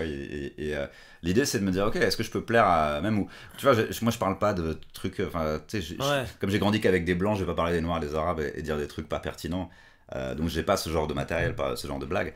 Ouais. Mais j'ai quand même envie de faire rire pas que des blancs, tu vois. J'ai envie que tout le monde se sente un peu concerné. Bah, surtout que tu dois avoir des noirs et des arabes dans ton public aussi. Donc, Bah s'il y a que des blancs, je me dis que j'ai merdé d'une manière ou d'une autre, quoi, tu vois. Mais ouais, il y a des humoristes qui ont que des blancs. Hein. Je pense que me fera un- Gaspard Proust, je pense qu'il a. ça me ferait un peu chier. Moi j'aime bien pouvoir un peu avoir de tout. avoir un parce peu de que tout, ouais. Sinon il y a quelque chose qui m'angoisse là-dedans, dans cette démographie unifiée. Et donc quand t'écris justement, tu penses justement est-ce que ça pourrait faire rire mes parents? Est-ce que ça pourrait faire rire des femmes, des hommes? T'essaies d'imaginer un peu à l'avance le public. En fait, moi j'ai aussi une théorie que. T'as T'essaies de visualiser ton public dans ta tête quand tu écris, enfin tu vois, tu l'imagines, tu vois un peu. Moi j'ai une théorie qu'en gros, même les gens bêtes, tu peux leur faire passer des idées intelligentes si tu le dis de manière très simple. C'est-à-dire que pour moi, une idée vraiment intelligente, tu peux la dire avec des mots bêtes. Faut des mots simples, ouais. Ouais, c'est ça. Et en plus, au-delà de... C'est pas pour simplifier intellectuellement ce que je dis, c'est aussi pour le rythme sonore, tu vois, le rythme vocal. Ouais. De plus tu vas droit au but, plus tu vas être efficace dans ton oration et dans ton éloquence. Et c'est aussi souvent, je sais pas si c'est particulièrement français parce qu'on vient d'une culture un peu, on est à la France, la littérature, on met beaucoup de mots qui servent à rien et ça vient aussi de l'écriture chronique qui est un peu plus lue. Et moi j'essaie de parfois écrire moins bien pour que l'idée soit plus directe et plus punchy. Plus cash, quoi. Plus... Ouais, il faut que ça... Parce que... C'est du son aussi, tu vois. Ouais, bah, d'ailleurs, dans tes... Enfin, moi, je t'avais vu sur scène au Paname, justement. J'avais été impressionné. Non, ouais, c'était quand même pas tout à fait au début. Je t'avais vu au tout début, par hasard, au Café Oscar. C'est une grosse merde. Tu parlais de développement personnel. Ouais, j'ai jamais réussi à réécrire. Et t'avais fait... et après, je t'ai vu, justement, je crois, quand tu parlais de... Enfin, au Paname, mais du coup, là, j'ai vu que ton rythme, c'était un TGV, en fait. Ça allait tellement vite. En fait, j'ai vu le progrès. Non, ouais, ça allait très, très, très, très vite. Et effectivement, là, on sent le rythme, l'importance... Ouais, puis là, en ce moment, je ralentis un peu. Parce que tu ralentis, d'accord. Je me dis, ça sert à rien. Non, mais le rythme, parce que le rythme. Pour tester, peut-être. Est-ce que pour tester, t'as besoin d'avoir un rythme assez. Comme ça, tu te dis, bon, bah, si cette vanne, elle passe pas, bon, je suis déjà passé à la suivante. Non, en fait, ça dépend ce qu'on appelle le rythme. Tu peux avoir un rythme soutenu, mais en parlant assez lentement, si tu veux. Il y a quand même une cadence. Tu vois, c'est ça, en fait. C'est que ça soit régulier, mais t'es pas obligé de parler, genre. Oui, il y a la différence entre la vitesse et le rythme. Ouais, c'est ça. Non, c'est bon. Et moi j'avais remarqué que j'ai vu deux exemples un peu différents. Je t'ai vu dans la cave justement au Paname où là c'était à un moment donné t'avais un rythme, une vitesse, tu parlais avec un débit vocal extrêmement rapide et c'était pas mal parce que bon si t'as pas rigolé à la première vanne peut-être tu vas rire à la deuxième ou peut-être à la troisième et tu sens le mec qui teste, qui se dit bon bah de toute façon j'en vois tellement de trucs de toute façon et puis même en tant que spectateur vu que ça change de sujet très très vite t'as pas le temps de... Tu perds jamais vraiment les gens. Même quand t'as l'impression que tu les as perdus, ils attendent juste la suite. Hein. Tu fais une vanne où ils te regardent, genre celle-là elle est nulle, et dans ta tête tu fais oh mon dieu, j'ai perdu le public. Non, c'est juste que celle-là, ils s'en foutent et puis ils attendent. Mais ils sont assis, tu sais, ils sont assis, ils attendent la suite. Donc tu les as pas vraiment perdus. D'accord. Ouais, c'est-à-dire que toi au début, tu crois. C'est vrai que c'est peut-être ce qu'on croit au début quand on monte sur scène, c'est tu fais un bid. Tu sors une vanne et puis ça rigole pas. Et... Oh mon dieu, il me déteste. Ça y est, maintenant il me déteste. Ça y est, j'ai fait une vanne qui a pas marché. Parce que les gens te regardent droit dans les yeux en fait. Et non, c'est dur. Hein. C'est un peu c'est déstabilisant parce qu'effectivement. Mais en fait, tu les as pas perdus. Il y a pas une blague où tu vas bider et toutes les autres blagues géniales que tu vas faire vont pas marcher. Ça n'existe pas. Ça. Ou alors, faut vraiment que tu te mettes à paniquer, à bafouiller, à transpirer. Ou là, les gens se disent mais il a un problème. Mais non, mais ça m'arrive littéralement tous les jours. Il y a au moins une blague que je fais sur les peut-être 20 que je vais faire dans un passage. Il y en a toujours une où c'est genre c'est comme en bowling, la boule elle va dans la rigole quoi. Tu fais ah merde, celle-là elle marche pas aujourd'hui. C'est jamais la même et tu sais jamais pourquoi et tout. Des fois c'est juste le rythme où il y a un mec qui est rentré dans la salle à ce moment-là et ça a un peu diverti les gens ou c'est pas dramatique en fait hein, moi souvent ils m'aiment pas de prime abord sur les plateaux où ils sont pas venus me voir moi. Il y a aussi plein de gens qui me regardent en disant ça va pas être drôle, il a pas l'air marrant, j'aime pas sa gueule, j'aime pas comment il parle, on dirait il se la pète. Et il faut au moins je sais pas, 2 minutes pour qu'ils se mettent à se dire ah il est marrant en fait, tu vois. C'est pour ça que je passe au Paname, tu sais, sur tous les passages courts que je fais, je passe au moins 1 minute 30 à me chier dessus, c'est genre je suis une merde, comme ça au moins ça me met au même niveau que tout le monde et ils comprennent que je suis un mec sympathique et normal. T'as besoin d'une minute 30 pour que les gens commencent à se dire ah tiens c'est pas con ce qu'il dit, c'est rigolo en fait, c'est marrant pour te crédibiliser auprès d'un... C'est parce que j'ai pas une tête marrante, tu vois, il y a des gens vraiment ils se posent et c'est déjà drôle quoi, tu vois. Moi j'ai pas une tête où je vais être là et les gens vont rigoler ou limite ils vont être de bonne humeur parce que je peux être assez souriant sur scène. Justement c'est ça qui est intéressant aussi, c'est que tu arrives à... C'est sur le texte que... Enfin c'est beaucoup, tu t'appuies beaucoup ça m'a sauvé la vie. Tu t'appuies justement beaucoup sur le texte, sur la manière dont tu dis les choses pour faire rire. C'est peut-être justement aussi ce qui est intéressant dans ce que tu fais. Alors qu'effectivement il y a ce mec il a une tête un peu, il fait rire déjà. Jimo, je sais pas si tu connais Jimo. Ouais, je sais, il y a des mecs qui se posent. T'es déjà mort de rire, tu vois, tu vois son regard. C'est le mec qui est hyper lent, non? C'est le black qui est hyper lent, c'est ça. Il se pose, il te regarde, il fait ouais, c'est ça, il fait juste ça. C'est ça, ouais. Et les gens ils rigolent, ils font ah. Mais il a aussi des bonnes vannes, c'est-à-dire que son texte, on l'a beaucoup sous-estimé au début. Moi, j'ai très vite compris qu'en fait, c'était dans l'économie de mots. C'est excellent ce qu'il fait parce qu'il prend tellement de temps entre chaque phrase qu'il faut qu'à chaque fois qu'il dise un truc, ça soit drôle. Et du coup, lui, il y a vraiment pas de gras dans son texte, quoi. C'est vraiment. C'est très précis, ouais. quoi. Ouais. Et c'est très, très, très admirable. Jimo, ouais, je crois que j'avais vu une fois. Bah de toute façon, c'est un peu souvent les mêmes. Enfin, c'est des gens qui sont au Paname en tout cas, ouais, ou dans. Moi, je l'ai vu hier. Hein, tu l'as vu, ouais, c'est ça. Bah écoute, c'est cool. Bah écoute, par quoi est-ce qu'on pourrait finir? Ton spectacle, je pense, ouais, l'écriture d'un spectacle, on va peut-être, c'est la transition, c'est la bonne transition. Bah en gros. Comment ça. Moi, en fait, là, faut écrire. L'idée, c'est d'écrire un spectacle d'1 heure, c'est ça? Ouais, mais pour moi, c'est plus des notions économiques et de marché. C'est-à-dire que, tu vois, moi, je l'ai pas fait parce que, non, en plus de pas me sentir prêt, j'étais pas non plus connu pour autre chose. Donc, ça n'avait aucun intérêt de pas avoir assez de vannes et pas avoir de following et de le faire. Parce qu'en fait, au moment où j'ai posé le pied sur scène, on m'a dit tout de suite, faut que tu fasses 1 heure maintenant. Ouais. Donc, tout de suite, j'ai compris, donc la qualité, on s'en bat les couilles. Parce que c'est ça en fait que ça veut dire. Ouais. En France, globalement, n'importe qui peut faire 1 heure. Et même si c'est pas drôle, les gens ils sont venus te voir en mode théâtre. Donc si tu leur as proposé un truc intéressant, ils vont même pas être vénères si c'était pas drôle. Donc le standard est assez bas finalement. Donc tu peux le faire un peu quand tu veux. Oui. Mais si c'est pour faire 1 heure qui est pas vraiment. Et honnêtement, je suis pas le mec le plus intègre du monde dans le sens où si j'avais été connu pour d'autres raisons, j'aurais probablement fait ça plus tôt. Juste parce que ça aurait eu un sens commercialement. Ouais, c'est le mec qui est déjà une star, les mecs qui étaient comme Michael Youn ou Arthur, ils sont déjà connus, ils disent je fais un spectacle, les gens viennent les voir parce que c'est... Il y a un mec qui s'appelle Panayotis, je sais pas si tu vois qui c'est. Il était à Quotidien d'Yann Barthès, il s'appelait Panayotis, c'était un mec qui interviewait des gens, il faisait des interviews marrantes, un petit jeune. Je le connais pas, mais ouais, ok. Et en gros, il est devenu connu grâce à ça, et en fait, il a signé pour un spectacle avant même d'avoir vraiment commencé le stand-up. Parce qu'il y avait déjà des gens qui avaient envie de venir le voir. Donc ouais, et honnêtement, ça je comprends, hein. Honnêtement, je comprends. La logique économique, elle a un sens. Enfin, tu sais, ça reste mieux un mec comme lui qui est formé par Fary et par ces gens-là, que quand c'est un mec. Comment il s'appelait? Pas Norman, c'était un mec de Top Chef. alors One Man Show Patate. Ah non, ça me dit rien. C'était un mec qui parlait, un mec avec des pattes un peu comme ça, qui parlait un peu en mode à la française à l'ancienne. Et en gros, si t'es un peu connu en France, même n'importe qui peut faire un One Man Show, tu vois. Ouais, bah il suffit de louer une salle et et effectivement et de vendre des billets, quoi, j'ai envie de dire. S'il y a des gens qui viennent, voilà. Après, s'il y a personne. Tu vois, Cyril Hanouna, si un jour il fait plus son émission, il peut très vite, il peut juste partir en tournée toute sa vie. Parce qu'il est connu, il dit voilà, je fais. Coé l'a fait. Et tu peux le faire. Donc en gros, et puis même, tu sais, genre Patrice Laffont a eu un one-man show. Enfin, tu vois, ça veut dire, c'est que c'est un marché à Paris où n'importe qui est un peu connu et qui peut remplir peut faire. Julien Courbet. Ouais, c'est. Donc à partir de là, je me suis dit, bon, si la concurrence elle est énorme et que j'ai aucun argument, même marketing, genre ça vaut le coup, on va attendre un peu.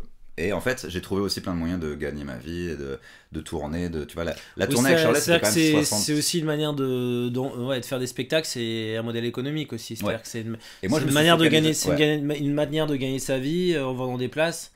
Mais il y en a d'autres. L'autre manière, toi, c'est plus, enfin, c'est avec les chapeaux et d'autres chapeaux, ensuite t'es payé légalement aussi des fois. Puis après, tu sais, en France, on a l'intermittence, ce qui fait que, tu sais, être un artiste en France, c'est finalement, tu galères pas tant que ça, quoi, honnêtement. Quand tu compares aux Américains qui vivent dans leur voiture ou qui sont serveurs à 50 ans parce qu'ils croient à leurs rêves. En France, il y a des groupes de métal qui n'ont jamais vraiment vendu beaucoup, mais qui vivent très bien parce qu'ils font assez de cachets, assez d'heures pour toucher leur intermittence. Et ensuite, droit d'auteur,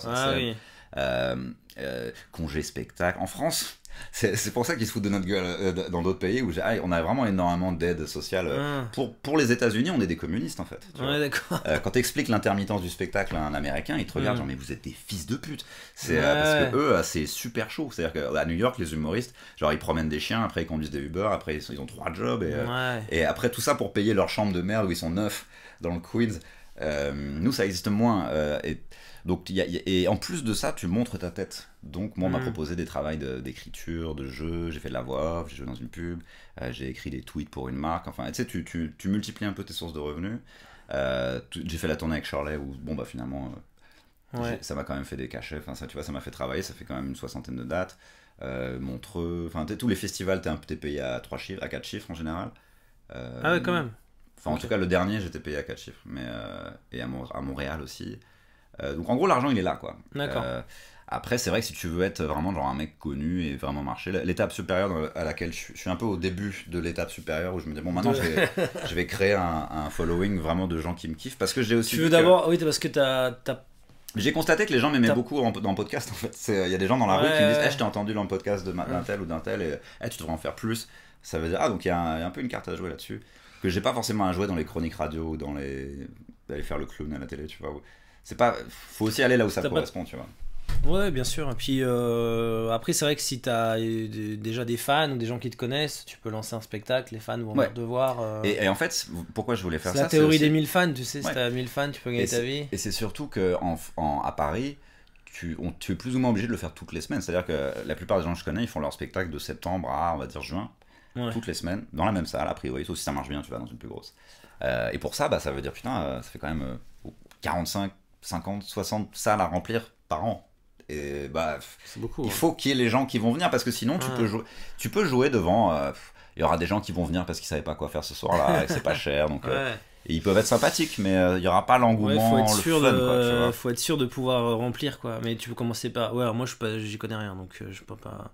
Non, j'ai commencé par faire des demi-heures, c'était déjà assez difficile comme ça de tenir solide sur une demi-heure. C'est aussi pour ça que je me suis pas pressé à faire l'heure, c'est que je constatais que même sur 30 minutes c'était déjà ok. Ça j'y arrivais, mais ric-rac, quoi, tu vois. Ouais. Et je me suis dit bon on va attendre un peu, et puis maintenant je commence à me sentir prêt. Mais je sais que la logique économique fait que en fait on s'en fout un peu si c'est drôle.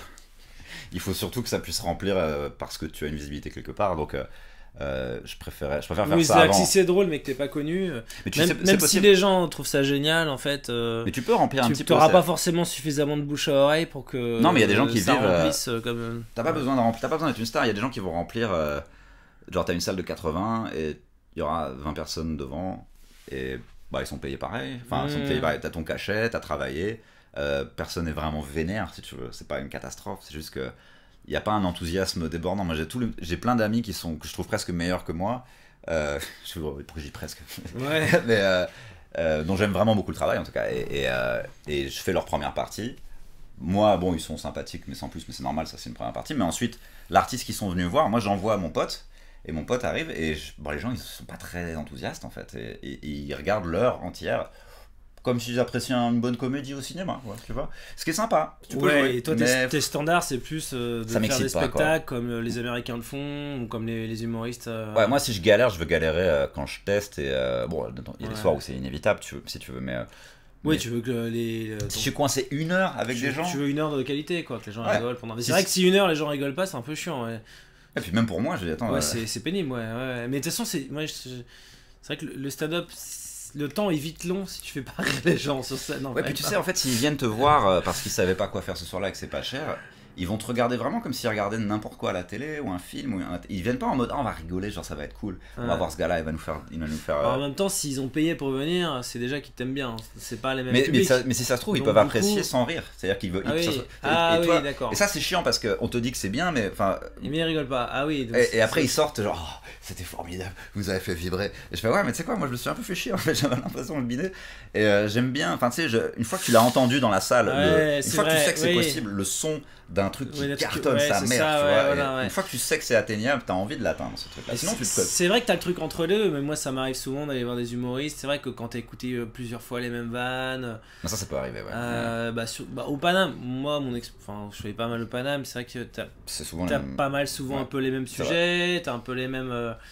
Bon, t'es venu avec ta copine, t'emmènes ta copine un samedi soir dans une cave, bon, t'as un peu spectacle gratuit, hein. Spectacle gratuit dans une cave, bon, ouais, ça c'est classique. Gratuite, la sortie est payante, bon, tu sais, t'entends un peu souvent les mêmes.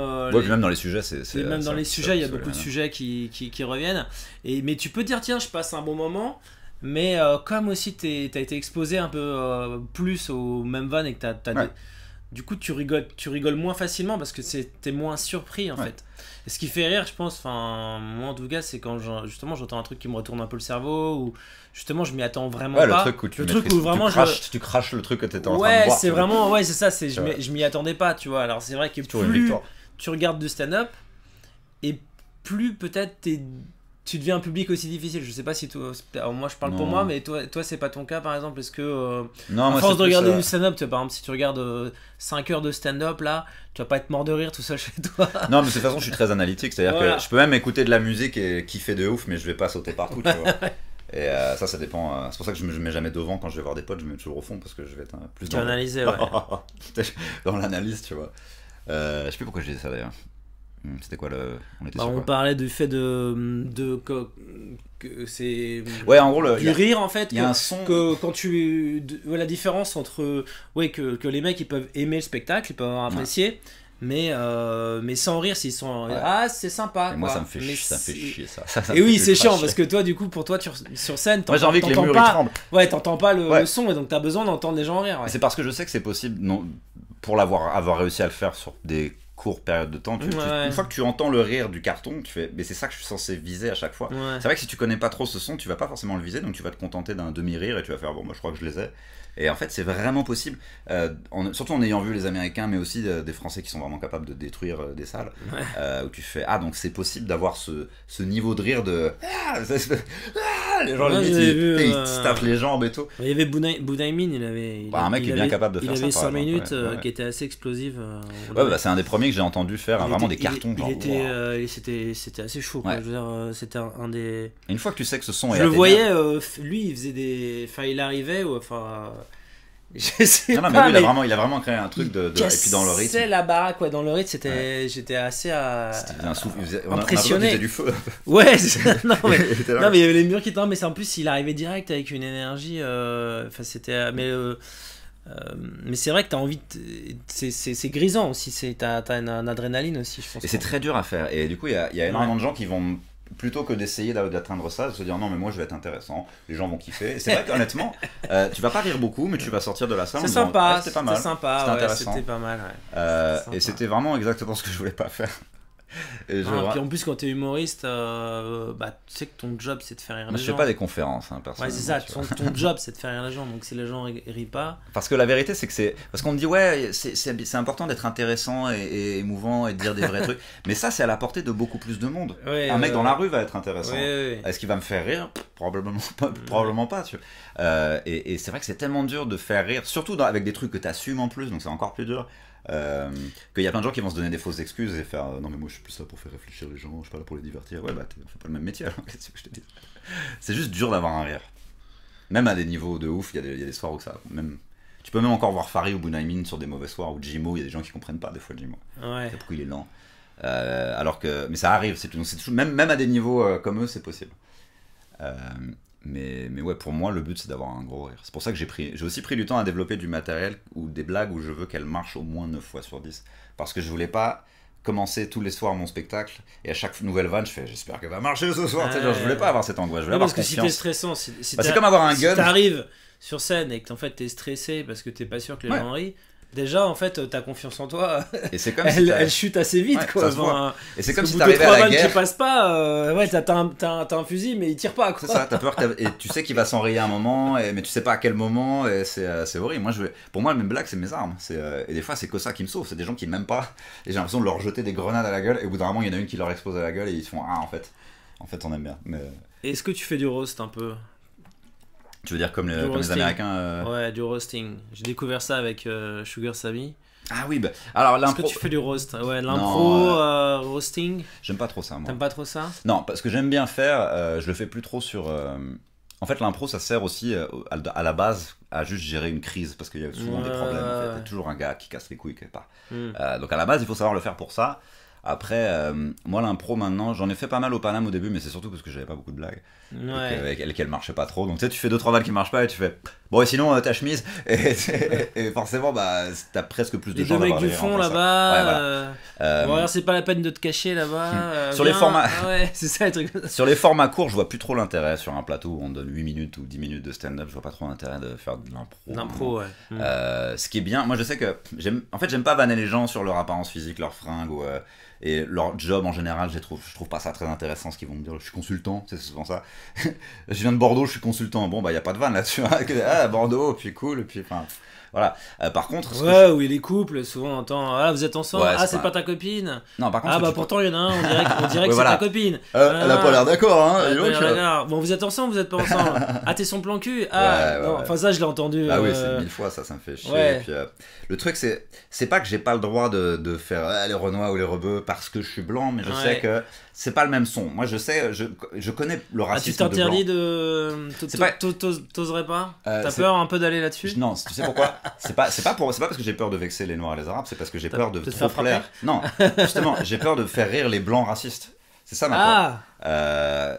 Moi, ça me dérange pas en soi de déconner, mais je peux déconner avec mes potes. Mais sur scène, j'ai pas envie d'être le mec qui fait ça. Parce que moi, tu sais, quand t'es blanc, tu connais un racisme que les Noirs et les Arabes connaissent pas parce qu'on leur dit pas.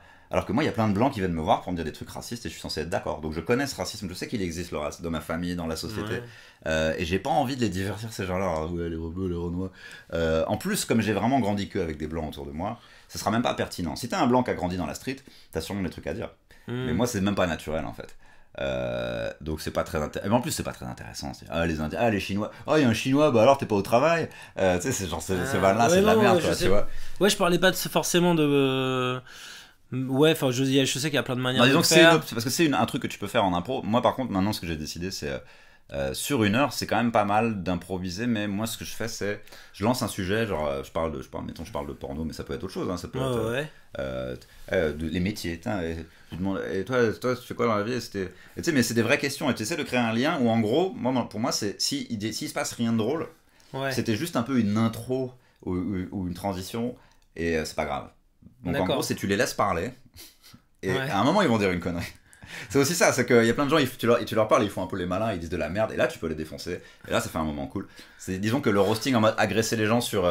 je connais un gars, il suffit que t'aies un poil entre 2 sourcils, il va te faire « Ah, mon sourcil !» Ah oui. Non, en fait, il y a le roasting. Donc le roasting, pour ceux qui connaissent pas, c'est mettre sur le grill, c'est vanner. C'est faire des vannes, c'est improviser, vanner un peu le public, en partant un peu en interagissant avec eux, on pose des questions, et puis et donc ça peut être méchant. Moi j'ai vu des fois des trucs un peu méchants. J'ai déjà vu des trucs très méchants. Des fois même mais des fois et tu dis ouais là ça va trop loin, enfin tu dis j'en ai vu des fois où ça allait trop loin. Bon moi j'ai un plaisir tu dis c'est plus marrant, c'est un peu trop méchant, mais ça fait rire quand même, donc c'est horrible parce que tu culpabilises de rien. Le truc c'est que tu vas vraiment avoir des rires, tu sais, on parlait de carton tout à l'heure, ça va quand ça marche, ça fait des rires que parfois tu galères vraiment à obtenir avec ton texte, et ça devient une tentation de facilité un peu, non? Ouais, t'avances pas parce que tu rentres chez toi à chaque fois en disant j'ai bien marché ce soir, hein. C'était un bon passage, mais en fait t'as fait quoi? Tes vannes n'ont pas marché. C'est après, quand t'as vanné les gens, que t'as rigolé. C'est bien d'avoir ce réflexe-là, c'est un skill, tu sais, comme un mentaliste. Tu sais faire un truc, c'est bien. Mais c'est pas un truc qui dure, c'est pas quelque chose de solide, quoi. Ça te pousse pas à avancer. Bah, à moins que tu le vendes vraiment. Tu sais, je suis garçon. Oui, il vend comme lui, il vend comme de l'impro. C'est son truc. Il le fait très très bien. C'est-à-dire qu'il y a des gens qui le font tellement bien. Kéron, Tariq. Il y a des mecs, c'est des kings de ça. Et quand tu vois les kings, tu fais bon. Bah moi je m'en fous en fait d'être comme moi j'aime bien les regarder, mais je me verrais pas faire ce qu'ils font parce que surtout que j'ai pas encore l'impression d'avoir assez de blagues bien pour me dire maintenant je peux me reposer. Je vais faire comme et c'est des mecs qui font ça depuis plus longtemps que moi aussi, qui se disent à un moment je m'amuse bien avec les gens s'amusent bien avec moi. Mais c'est vrai que moi. Mais c'est préparé aussi. Moi, j'avais vu des interviews. Apparemment, c'est un truc assez préparé. C'est qu'ils disaient qu'ils parlaient vachement. Options multiples. Ils observent leur public, ou je sais pas, Sugar Sammy par exemple, il disait qu'il était resté 2 ans en France. Les Canadiens disaient qu'il restait 2 ans en France. Ils ont des candlines, comment. Il s'appuie sur des. Il dit ouais, les Français vous faites rien. Il s'appuie sur tu fous rien. Mais tu sais, il prend n'importe quel truc. Tu fais quoi? Consultant? Ouais, c'est quoi? Ça veut rien dire. C'est pas un métier. Ah, t'es au chômage. Ouais, tu fais rien. Genre, il s'appuie sur. Oui, et puis. Mais sur mon heure, je vais le faire, mais en fait, moi, je vais le faire plus pour. Tu sais, ça peut permettre de colmater un peu le public entre eux, tu sais, unir ça crée un lien, ça crée un lien sur une connexion avec. Mais t'es pas obligé de les vanner parce que tu peux juste leur poser des questions pour le fun, et toi, alors, il t'est arrivé ça, et puis en fait, s'ils disent rien de marrant, bah, tu fais parce que moi, et puis tu fais ta vanne, quoi, et c'est pas grave. Oui.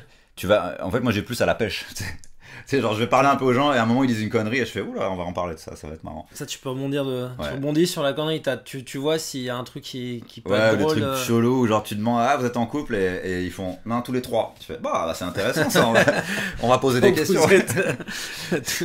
Une fois, ça m'est arrivé, j'ai presque fait, c'est plus intéressant que mes blagues, en fait, cette histoire, on va parler de ça. Ouais, c'est ça. Mais Non, mais c'est intéressant.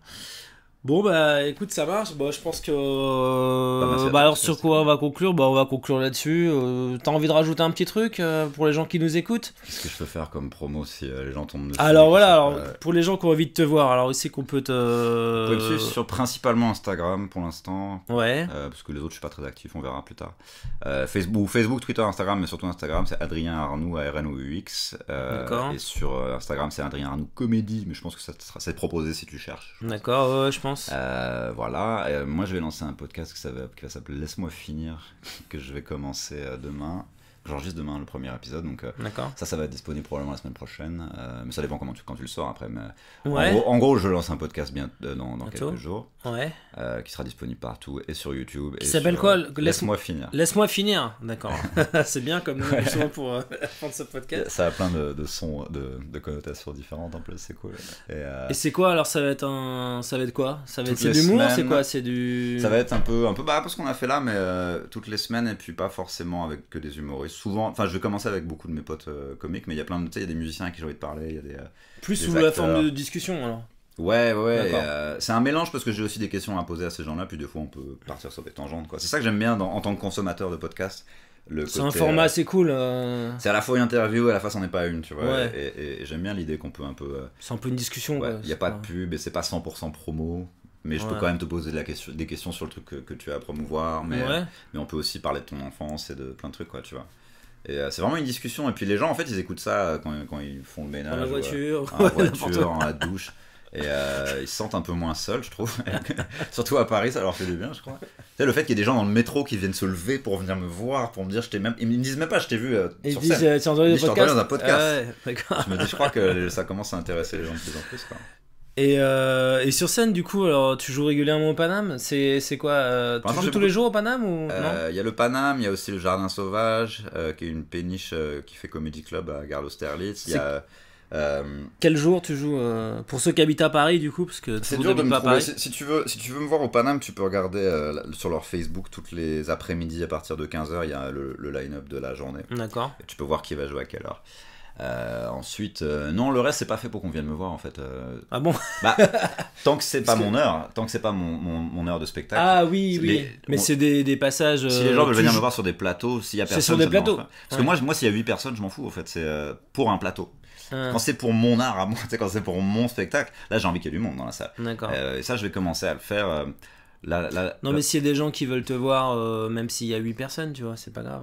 Bah, s'ils veulent, en fait, ce qu'ils vont voir, c'est une sorte de processus parce que quand tu viens me voir là-bas, tu me vois un peu, tu sais, pas forcément tester, mais au moins rôder des trucs qui Ouais, sont, enfin, t'es pas un débutant là, je pense que même quelqu'un qui vient de Ouais. voir maintenant, il va quand même se marrer. Hein, ça va. mais il peut tomber sur un soir où je vais tester 5 minutes qui sont merdiques et Ouais. ce sera ce soir-là, quoi. Tu vois, il y a des gens qui m'ont vu à des soirs où Ouais, c'était des je mauvais sais. copains. Ouais. Mais non, il y a plein de soirées à Paris. Il y a Topito Comedy Night, il y a le Bordel Club, il y a Shirley Soignant va ouvrir un comedy club à Barbès.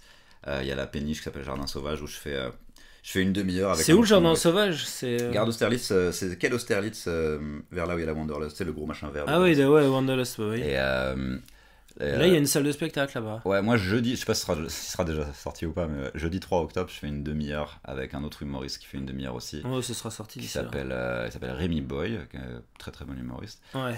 Et on fait une demi-heure chacun au Jardin Sauvage le 3 octobre. Et puis après, je pense qu'au fur et à mesure, je vais faire ça de plus en plus régulièrement, si tu veux.